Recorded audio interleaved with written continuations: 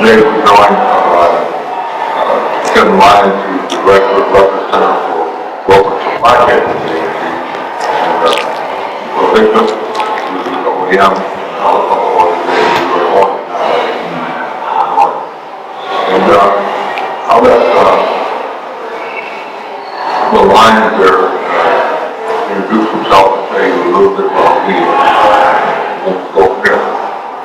All right. So I had, and I will provide this to everybody here. If you want to, I'll give you my business card and I'll send you the presentation that I was going to show. So this way you have the information at your disposal. But my name is Kevin Lyons. I've been at Rutgers University now for 35 years.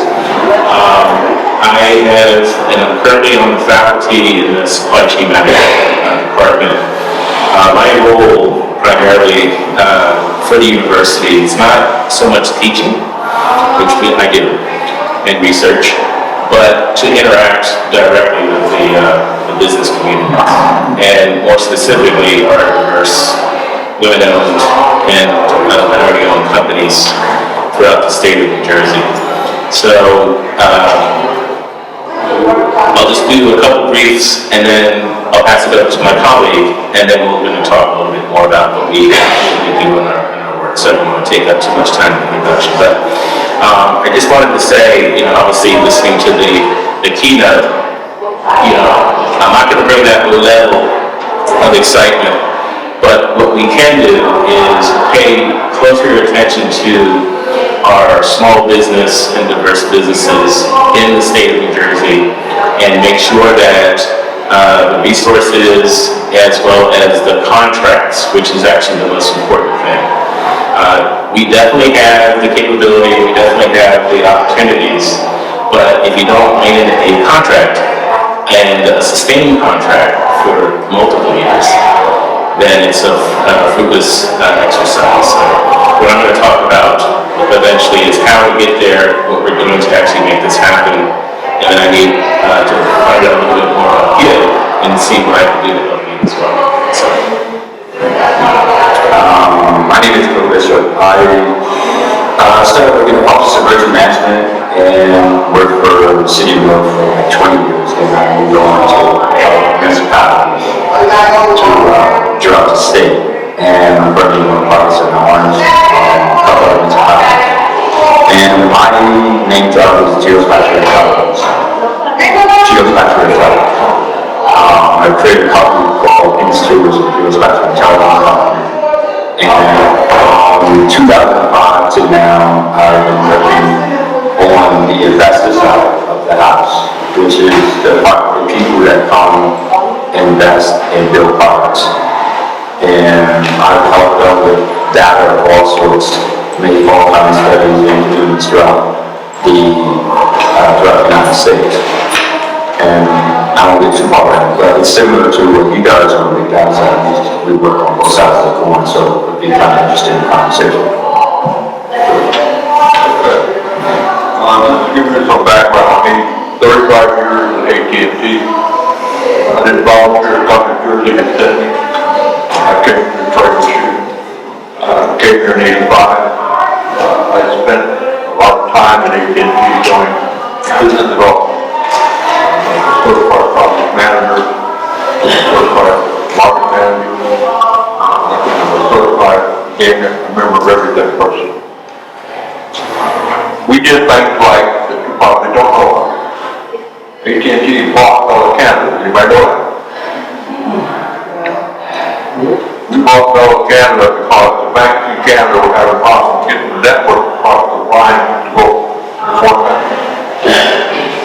TD Bank was that.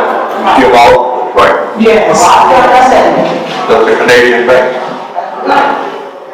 CIBC, you don't know here, but it's got a different name. It's a Canadian bank. When you look at the products, things that we talk about, accessibility and what have you, the thing that we don't look at, especially African Americans, we don't look at where they come from. We don't pay attention to who owns what, where, and how the supply chain works. In the case of the banks in Canada, their supply chain was they couldn't do business with Wall Street because but they couldn't get the network across the border. So what they did was they let us buy it. We brought them in, bank was across the network, and they do walk. We don't always learn and understand the business side of business. We own things, but we don't own things. We own property, but we don't own property. So when you look at that, that's some of the things that come up when you start talking about supply chain. Supply chain also includes the property that is system. Okay, the taxes that they're doing. So I'm gonna go back now to the expert, which is Kevin. And let's talk about supply chain and what does it mean and what does it mean to us?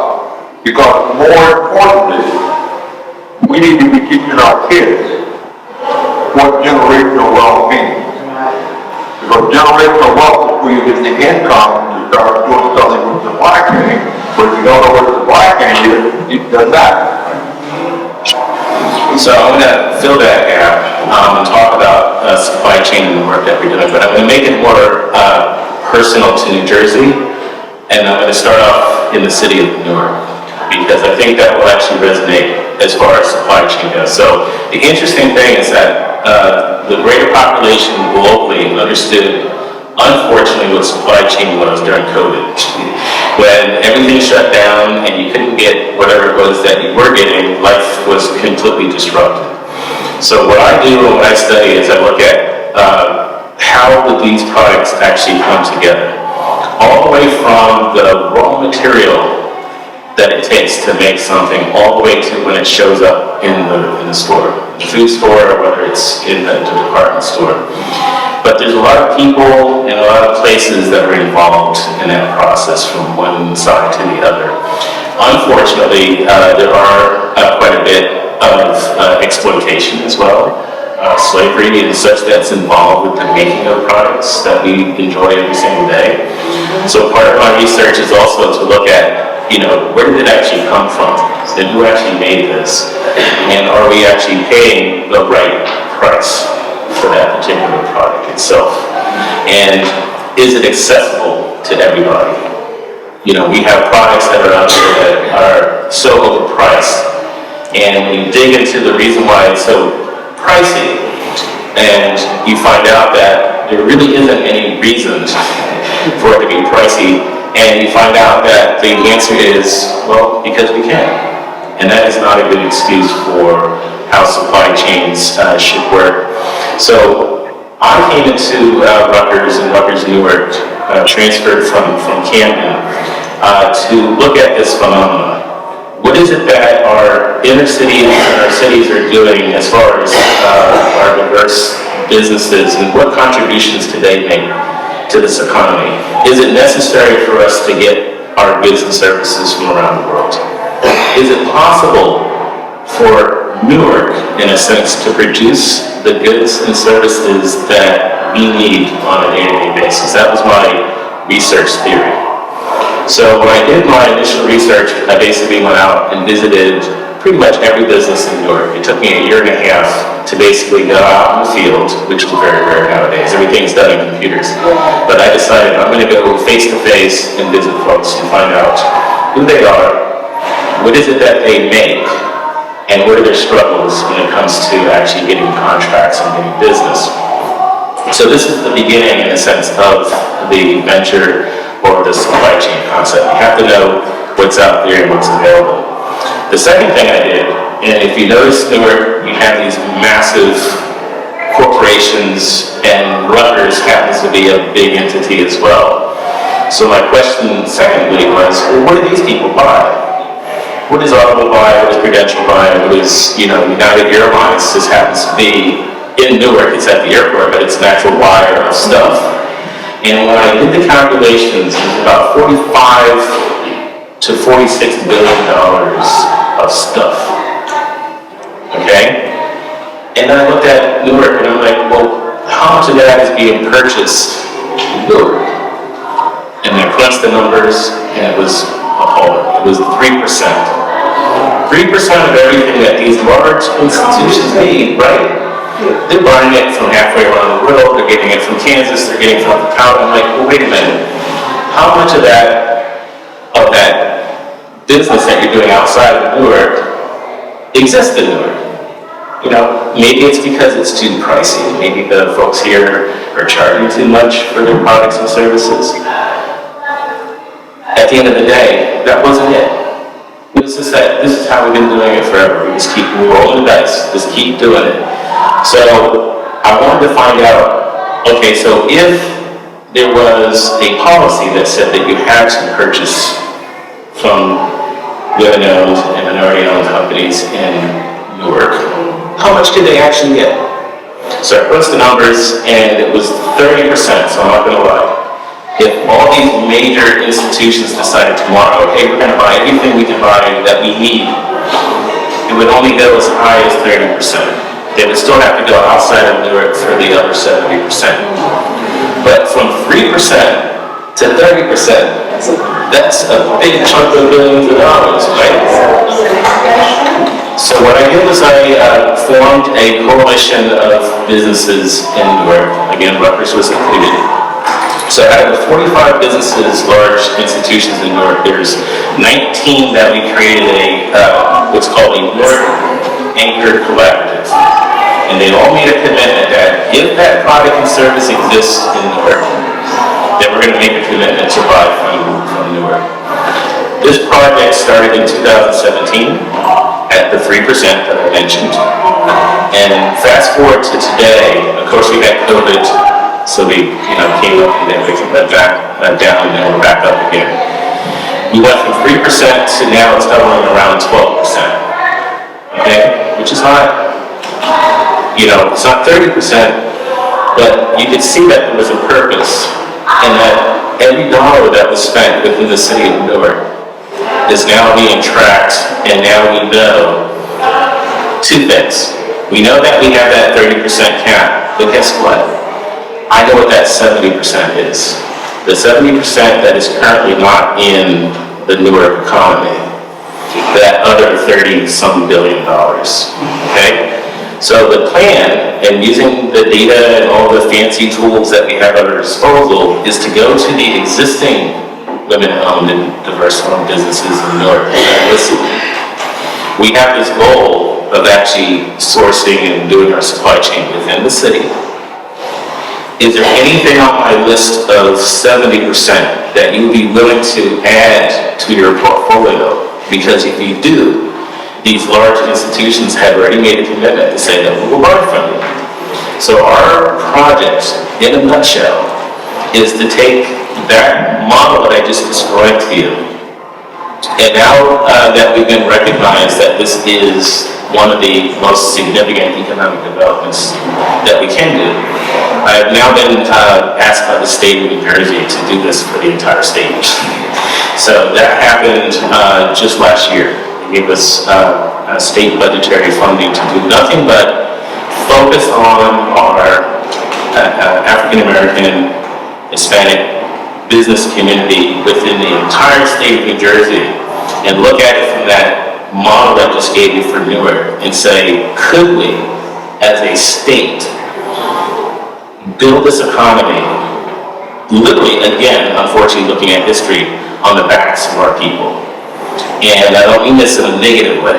I mean this that this is direct, this is purposeful, and it can be done. Because when you look at the capabilities of our businesses and what they're doing on a day-to-day basis, and the competitiveness and the fight that they have to actually do business, all of that is taken care of. We got the capability, we have the will to do it.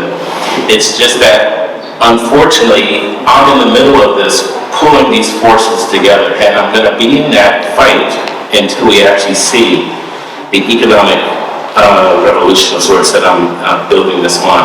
So the technological part of all this discussion that I was going to have today was just going to describe to you how I'm doing this with technology, and I was going to show it to you on the screen there.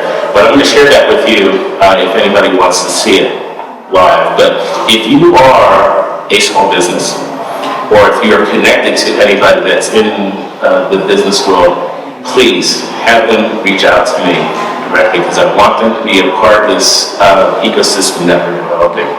Because as soon as you're on the forefront of it, it's going to keep rolling. There are massive projects going on in the state of New Jersey. Down in South Jersey, we're building the largest offshore wind manufacturing facility. And of course, people are upset about offshore wind and whatnot, but the state has invested billions of dollars in actually making offshore wind technology. And the idea behind that supply chain, which I did the research on as well, these large turbines come from all around the world. And it's very expensive to ship them in from Europe and from wherever they came. I decided that, why aren't we building this here? Because we're going to send it off to the coast of New Jersey. Wouldn't it make sense to make it, put it on a ship and then suit it out rather than having it come from here, there, and anywhere? So part of those projects, in that particular project here, they're looking specifically for women-owned and minority businesses to do the building and to be doing all the work that's part of that project. And this project's going to go on for the next 3 or 4 years. So that's just one example of what we can do with the power of having us direct all of our efforts towards our businesses. And the last example that I'll give you, and I'll turn it over to my colleague, right here in the city of Newark. A lot of capabilities, a lot of small businesses that are doing their thing. And then of course I mentioned the large institutions that are looking for us to do business more with our community. Was a sock manufacturer, an African-American sock manufacturer, his name is Khalif. And he was doing his little business, had a couple of workers with him, and I looked at his product, really great quality product. And I knew that one of our large institutions was Rutgers Hospital Systems. And I said, you know what, could you make that sock that you're making, it's a knitted sock, into a medical sock? And medical sock is the ones that have like the rubber skids on the bottom, right? So if the patient puts it on, they're not going to slip. So I said to myself, we have to do something to land this contract because, you know, they're buying that sock currently from some large corporate entity, Cardinal Health, what's the name of the company. And I said, please, listen, is it possible for us to make this sock much more quality? We can sell it at the same price. But the catch was, could we put the rubber squiddy things on both sides? Because I know, for liability reasons, if a patient put that sock on backwards, they're going to slip and fall, right? And the insurance premiums behind that are through the roof for a hospital. So I said, if we put the rubber skinny things on both sides, and then we go to their insurance department and say, in a sense, we're going to save you millions of dollars with potential lawsuits. And can we take that money and can we use it to invest in Khalif's business? And of course, the lawyers are looking at me like, wait a minute, first of all, you want us to cancel our contract with this large company. And then you want to take the savings that, in a sense, I identified, you identified it, and you want us to take that savings and you want to give it to the guy that we don't even know. And I said, yeah, that's kind of this. I want to be direct. Long story short, Khalif has now got the contract. He's been serving that contract for several years, and now we're in negotiations to look at the entire Robert Wood Johnson hospital system throughout the entire state. So the story is that we have to be purposeful. We have to engage with our small business community and not just put them on the database and hope that they get the business. You have to actually roll up your sleeves and make it happen. And the data that we're using to make this happen, to identify them and to give them the opportunities is what the work that we're working on right now. So I'm going to turn it over to my colleague. I have a question. You said that African-American businesses only obtain to 30%. In Newark. In Newark. And you said you knew why they didn't reach the other 70%. Why? Yeah, it's just the evolution of business. So if you look at the landscape of Newark, there's about 800 small businesses scattered throughout, a lot of food, A lot of businesses that are, what do we call lifestyle business. I'm going to open up a business because it's my dream. This is what I always wanted to do. What I look at is what is the demand. Not that it's a business that you would aspire to want to be in, but I can tell you that there's this weird product that PSEG buys. It's a steel rod. It's called a rebar, and they buy on average about $25 million worth of this steel rod, and they're getting this from companies throughout, the States. So if someone were to come to me and say, hey, I'm thinking about opening up a business, I'm not sure exactly what it is that I want to do, I would take my list of 70%, which that particular product is on, and I said, I know this might not be attractive to you, but do you ever think about making a steel rod, and I can help you with access to capital to build that business. We have the expertise as a university to help you do it, get you started, and guess what? Your first contract is going to be with PSEG because they made a commitment to buy that. So the reason why these businesses are not there is that there hasn't been this sort of purposeful, let's build the business infrastructure based on the demands of the community, number one, so what do our people want? And then number two, you have these large institutions that are buying all kinds of stuff, right? So what is it that they want? What is it that they need? Can I satisfy that as well? And if you build your business based on this sort of supply chain demand concept, then that's the secret. Historically, we weren't doing that, and that's the reason why. I understand. I have another. Sure. I'm not from North, I'm from South Jersey, but I always noticed that the stores, the African American stores, prices are a little higher than everyone else. Is that because it's harder for them to get their raw materials? It's harder for them to get raw materials, and part of my background is in procurement as well. Long-term contracts, and I'm not going to get too much into the details of that, but basically folks are buying stuff on a contract by contract basis, meaning that sell it to me and for this price, but just for this one-time kind of transaction. But if you tell somebody, hey, guess what? I'm going to have a 5-year relationship with you. So now we can negotiate the price that you get. Therefore, you can then pass on, in a sense, the savings to your consumers.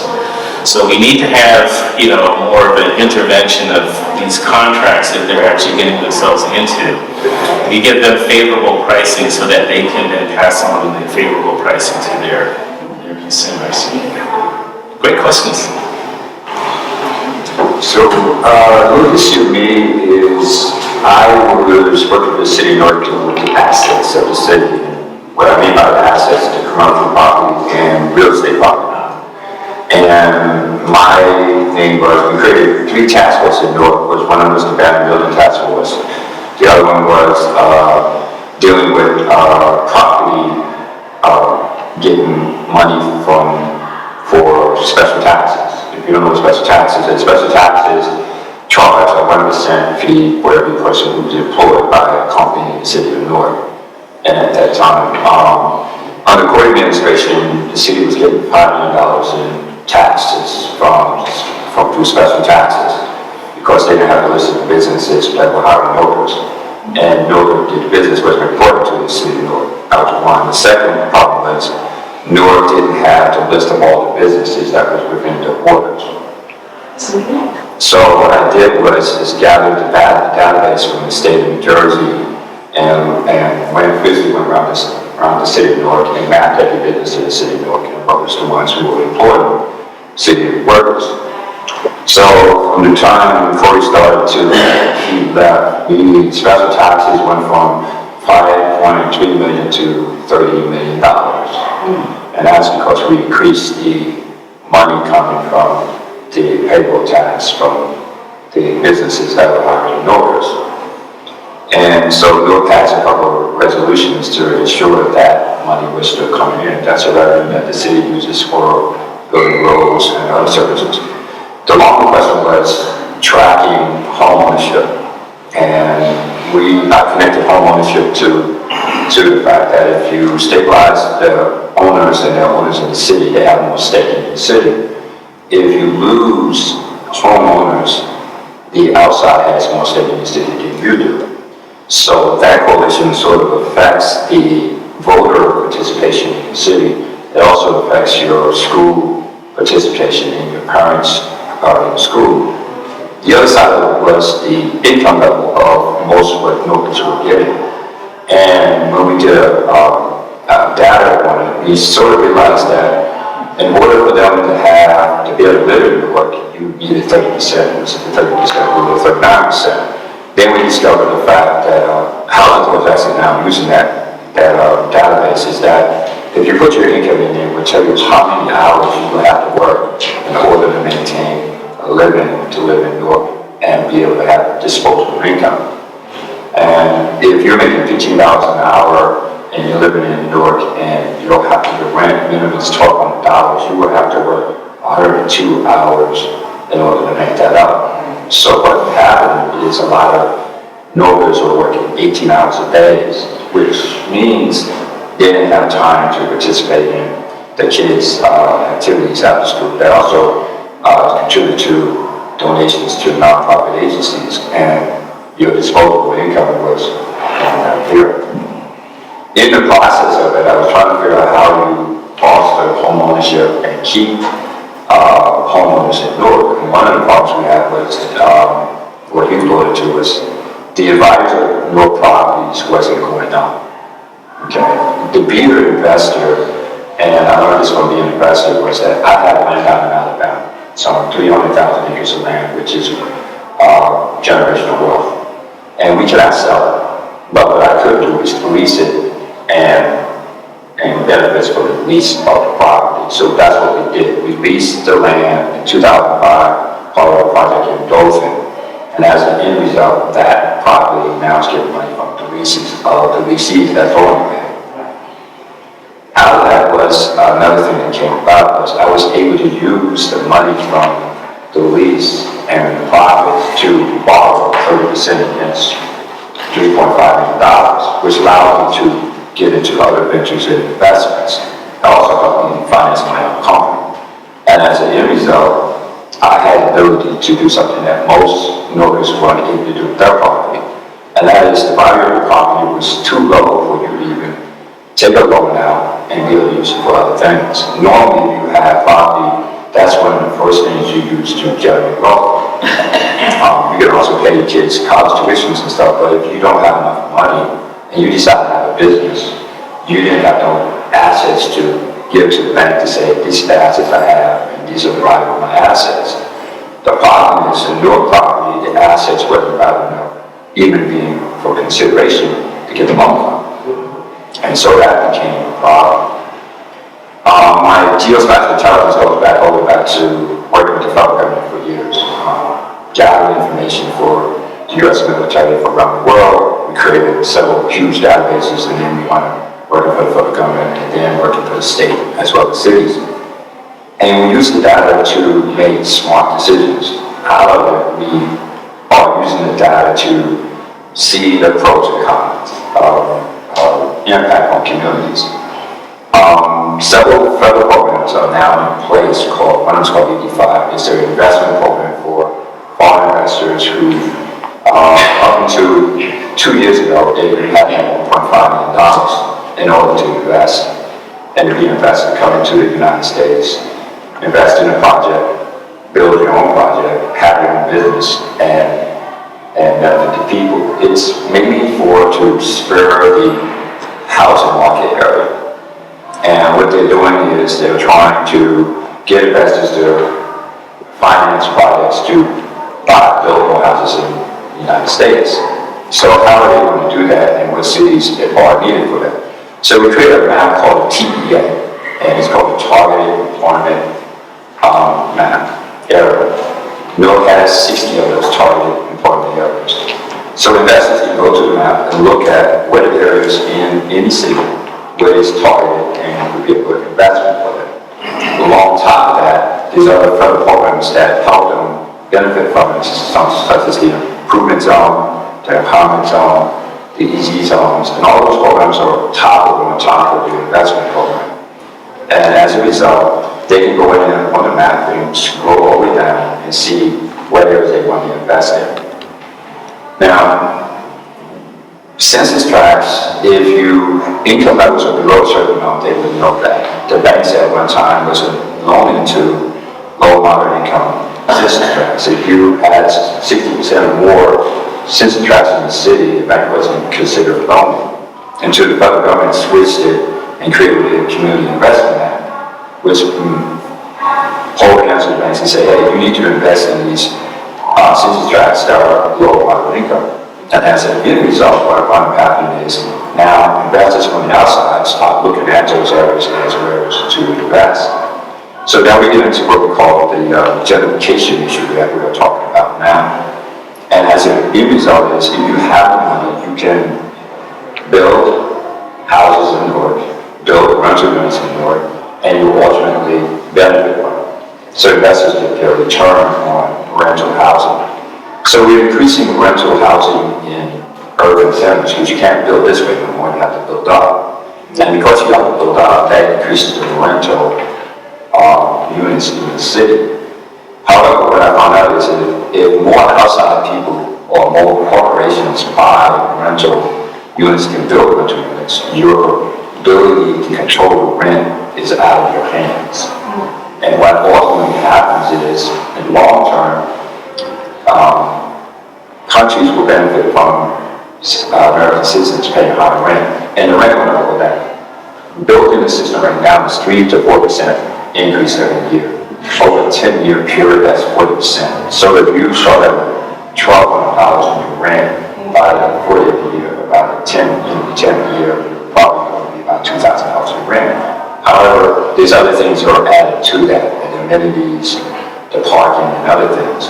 And as a result of that, you are paying, the average is probably paying about $1,500 for rent to live in a single family, or I think a condo in Newark, depending on where you live. Long term, it will cause what we call transit city. Porter wrote about it in the master plan that he wrote about transit cities. And what transit cities does is that if you can't afford to rent here, you have to go elsewhere to find rent. And a lot of people are doing that now, moving around. And if the rent continually goes up over time, the stabilization of the community goes down. Because now people outside who invest into your city to rental properties will control the population that's moving into your city. And that will control your democracy in the city. And that will also control what kind of community your city is. We know that from democracy is based off of people in the people. But if you move people out of there because you raise the rent 2 to 3% a year, or you raise it for whatever, and technology today is making it faster. Anything around the world today, instantly, inflation hits your pocket. That's how fast technology is. So if that continues to go on, I'm watching the African American population shift from north, shift down to southern New Jersey or to the south, where they can now get into homeownership or get into lands. At the same time, I'm also watching companies from the EB5 are building rental communities. They're building from North Carolina all the way down to New Orleans right now, and in $6.7 billion. Long term, yes. I'm hearing you say that foreign investors are buying America. No. Right, it's a program, it's called a program, it's called the EB5, it's Immigration Service it's called the Immigration Investment Act, and it has 4 stages. EB5 is where investors can come into the United States with incomes of $1.5 million per investment, now $800,000, $500,000, can come into the United States, either start their business or invest in projects in the United States and get their green card.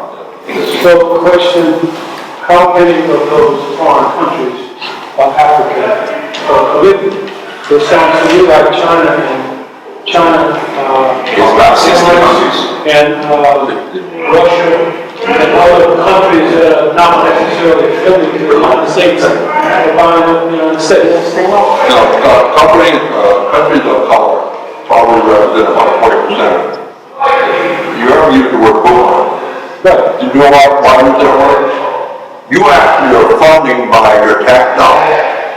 These countries, they're taking the same money that you send to these countries like Ukraine, and they're bringing it right back in here to the EB5 program and other programs like that, buying up your property, and you have to pay for it.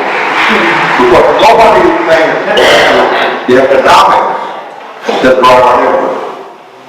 We're talking about businesses. What do you hear in Newark? You hear anybody talk about building business? What do you hear talk about building houses? Think about what I'm saying. When's the last time you heard somebody talk to you about let's build some new businesses in Newark? They don't. They talk about building new rental properties in Newark. If you build rental properties, where do I look at? Where do I have a dollar? Where can I invest in? Now, is that them or is it us? I just have it all time on economics. So I just want us to be clear on what we're here. Yeah, right, you're right. So, one of the things New Jersey created was the transit village, which is supposed to be, the whole purpose of the transit village is you have closer to transportation, closer to the jobs. However, the transit villages have income levels of minimum 50,000 and above in order to stay on transit village, which means a lot of income people chase longer to get to the work sites and workplaces in the state of New Jersey. That's happening elsewhere. And what was supposed to be done for low income people to get on public transportation and get to work is treating it longer. So the public transportation, and I'll give you an example of that. If you live in Long Island and you have an income of $50,000 and you have to work somewhere and get to downtown Manhattan and work there, you will pay $38 round trip. $38 round trip. In New Jersey, to go anywhere in New Jersey on New Jersey Transit right now, it's almost $20 round trip to get from point A to point B on your job to get to work. So low-income people are taking longer trips to where the jobs are. I mean, he's doing equity on the business side across the business. And I'm doing equity showing how long it takes low-income people to go from point A to the actual where the jobs are. If we were to take the two data, it would be very amazing when we come out of it. But what's happening is that we're building more rental units in cities for the purpose of tax rates. Orange is building more. All the cities are building more. And EB5 is the financial arm behind them. So a lot of your landlords are not in this country. The reality of the fact they're not in your country, which means after the buildings are built, management companies run them for the investor. The investor has a board. And there's about 5 or 6 people on the board who contribute to the money and they do the job. Divvy up their profits. Okay. I'm on 2 of those investor boards, and that's how I learned about how they're doing it. And as a result of that, that's how they make their money, and they roll over and keep going. After a while, the property is refinanced, and then another company come over and take it over. Right? It's a rental property. So over time, your properties in the city will constantly go up. Your income level is only going up 2%. The interest of everything else is going 4 to 6%. So one of the things we're trying to figure out is how we combat the problem where the individual person's disposable income in his pocket is increasingly not there. He's spending on his overhead. And if we don't figure out how to increase the person's disposable income, we have more problems. You cannot invest into something if you don't have disposable income. And if you can't even put money in to even get to the level that he's talking about, is the loan. You have to put something down. You have to show the amount of assets and liquid assets and insurance policies and figures that you have in order to get a loan from a bank. And it has to be, if you say you got $1.5 million worth of assets and liquid assets to show the bank, you're only going to get 30% of $1.3 million. And that's what you're going to finance. So that will help you get your business. But if your home is worth $220,000 and your mortgage when your home is $450,000, you do the numbers, you don't have enough to invest. Use your home as a way to get that loan for your business. And in Newark, every home in Newark has a value lower than the price of your equity. That means most builders' homes, they're probably after 30 years, and I have no equity in homes. I know. I had one in Newark, 18 Cliffville. That house, no equity. The house was worth $89,000. The mortgage on the house was $220,000. And so, for 30 years, and after you paid for the loan, 2 times over, there was no equity in it for you to borrow against it.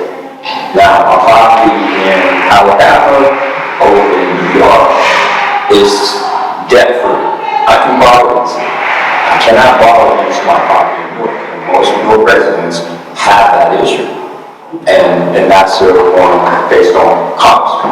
But it's all in use with data. And I would tell you databases is the way of how they move stuff around. And I've used the database in so many ways to show how investors can make money in communities and build communities and they make profits off it. Or to the point where the data also has reshuffled your political boundaries.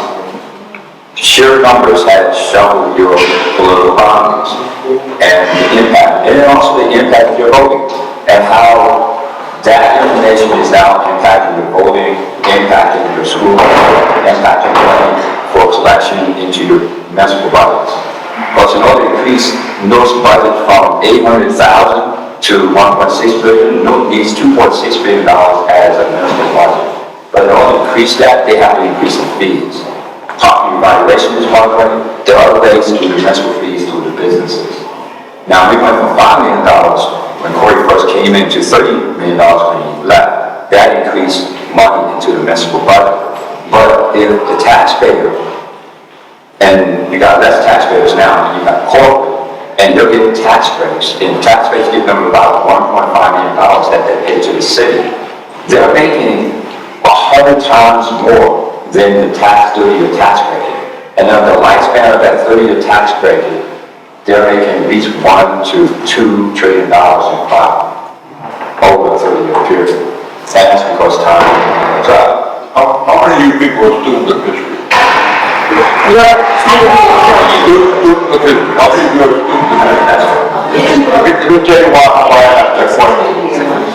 I challenge you to go back and look at Rome. Look at Rome.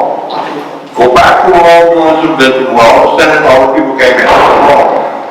Look at what Rome did. The 4 people were in the center of the city. Over a period of time, what did they do? They put them all out of the center of the city. All the rich people moved back to the center of the city, and they were on the outskirts of the wall where there was no job, no water, nothing. Go back and look at this. One of the things we don't do is read.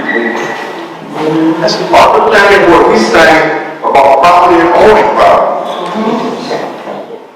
But if you don't have jobs, and you don't create industry, having property doesn't mean anything. Generational wealth. Talk about it. How many of us grew up in the South? How many of us grew up in the South and had land that our family left? How many other people who grew up in the South, I still have to, that had land that our family left that they were careful, we kept doing something with? Rule of our family, you cannot sell land to anybody other than somebody's family. Yeah. That's the rule. When you're not talking about where we started, which is how do you make a profit? I work for AT&T, product manager. Every product I made had to have a 33% return on the dollar. 33%. You say, okay, I'm going to start a small business. He just told you what's going on in the banking industry. What do you have to qualify for? But you do have something. You have a black community where we all live together. The Jewish community does what? They invest their money together, they build, they move forward. We talk about it, we don't do it. It is not that we don't have the capabilities, it is not that we don't have the income, but somewhere we got to get past the fact of what history has done to us, which would you be accepted? Take the data we got some very smart people in America who look like you and me. We're able to get you through that class, but only if you believe in yourself, in the community that you live in. We got a new port coming, right? How many billions of dollars they get to go and talk? Anybody know? 16 billion. What are they looking for right now? Warehouses, trucks, drivers, material. How many of us think are ready to get involved in that? It's all public money, it's your tax dollars. My thing is, somewhere, we've got to get to the point where we think about what we have, what we learned, and what we didn't learn. I'm 36 years old, and I don't have to talk like that. When I went to school, I took civics, economics, mathematics. Look at your kids' curriculum today. And tell me where those things are being taught. We don't go to school for me. Unless you wind up your feet, it's all we get out here. That was one of mine. That was really good. I think that I'll leave my cards here, and I'd love to engage with you guys. I don't like giving a talk about the things that we're doing, and then everybody just sort of goes. Please reach out, stay engaged. The other thing I do is I travel, so I'll come to South Jersey. I'm in South Jersey quite a bit. I'll come to you, and we can work on these challenges together. So that's my closing remark. I hear momentum. Okay.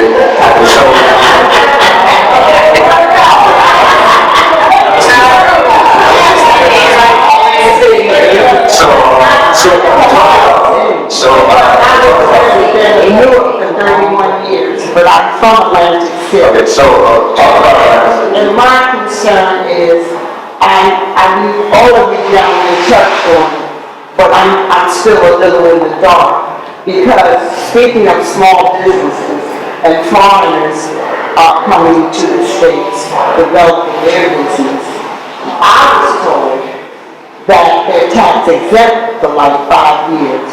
So could you enlighten me on that, because who bears the burden of their operation if they're tax free?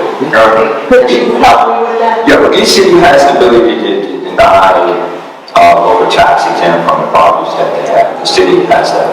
Some economics has definitely told them that that's the best way to go, and they follow that thing. Economists say that's the best way to go in order to spur business to generate employment in the city. And that's from short term. They don't do the long numbers like we do to show the negative impact. And this is the first time equity is being talked about. What he's talking about is very sensitive, very serious, because politicians has been making a decision on economists who told them that this is the way to go, to give tax breaks to the businesses so that you can spare employment in your city. However, nobody has done the equitable damage like he's doing and I'm doing to say, well, this is what that policy would happen in 30 years and what would the impact be, because of our assets.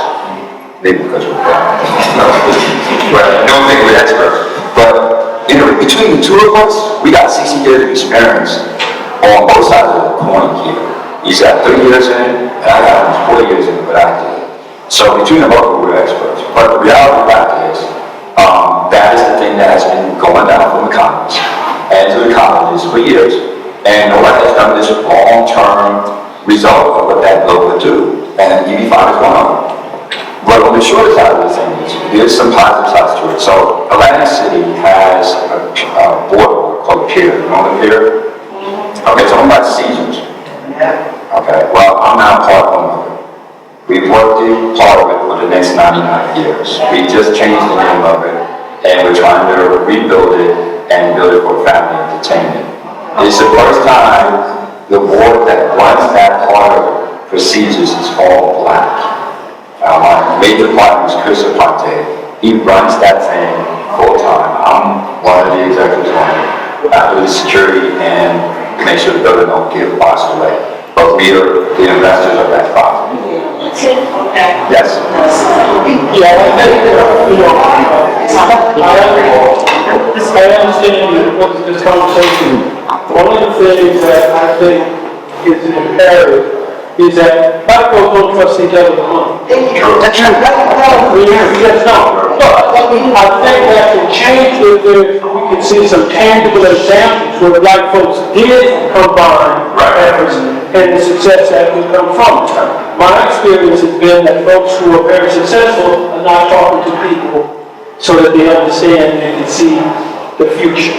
So I really appreciate the fact that the expertise that you brought. But this is something that we have to come to big, to hear, and count the number of people in the room versus the people who were in there for the speech. So thank you very much. But I think our solution coming out of here, we really have to learn to trust each other with our money. Right. And it's most good. I got mine, but I have mine. I built my own wealth, and but I